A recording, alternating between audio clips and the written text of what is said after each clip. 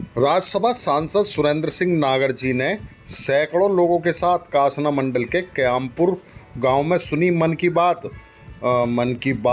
कार्यक्रम में पहुंचे सुरेंद्र नागर जी का यहां जोरदार स्वागत भी किया गया। इस मौके पर सुरेंद्र नागर जी ने कहा कि प्रधानमंत्री मोदी जी के नेतृत्व में भारत विश्व गुरु बनने की तरफ अग्रसर है। देखें क्या बोले सुरेंद्र सिंह नागर जी। मन की बात का कार्यक्रम प्रधानमंत्री जी का शुरू, और इस देश में आपने देखा होगा लंबे समय से पहले रेडियो एक ऐसा माध्यम था जहां से आपको समाचार सुनने के लिए विभिन्न कार्यक्रम सुने जाते थे, लेकिन उस माध्यम का वो पुनर्जीवित करने का और इस देश के कोने कोने तक, देश के उन क्षेत्रों में जो हमारे पड़ोस में, क्षेत्र में, देश में ऐसे लोग समाज का काम कर रहे हैं जिनके बारे में हमें जानकारी नहीं हो पाती। जिस नीम नदी का जिक्र आज प्रधानमंत्री जी ने किया है, हमारे बीबी नगर बुलंदशहर जनपद के और हापुड़ से गुजरती, और इतिहास की किताबों में इसका जिक्र है, लेकिन वहां के लोगों ने मिलकर, इसमें सरकार ने कोई काम नहीं किया, लेकिन वहां के लोगों ने अभियान चलाया और इसको पुनर्जीवित करने का उन्होंने प्रयास किया, जिसमें सफलता भी उन्हें मिली। समाज के अन्य क्षेत्रों में जो भी काम हुए, जिनका जिक्र हमेशा प्रधानमंत्री जी ऐसे विषय लेकर आते हैं, उन लोगों से हमारा परिचय कराते हैं।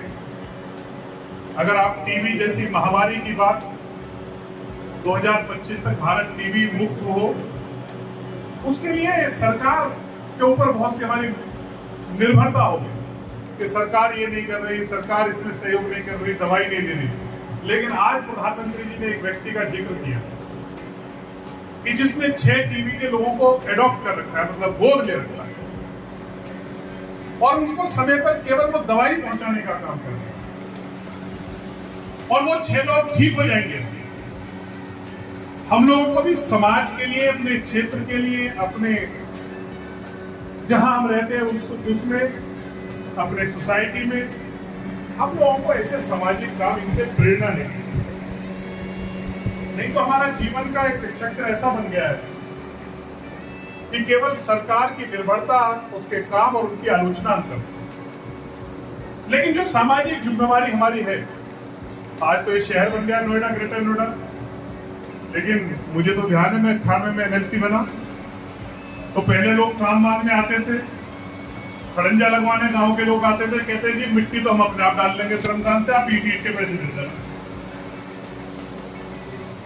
ये स्थिति थी नहीं थी। लोग अपना काम, अपना रास्ता बनाने में श्रमदान करते थे, नहीं करते थे। और आज स्थिति कहीं ना कहीं ऐसी होगी है, सरकार पेड़ भी लगाती है, उसे तोड़ने का काम पहले हम करते हैं। अब क्या कि पूरे गांव में चलाते हैं, वो बोरिंग करके तो लगा दिया समरसेबल, पूरे दिन चलता रहता है।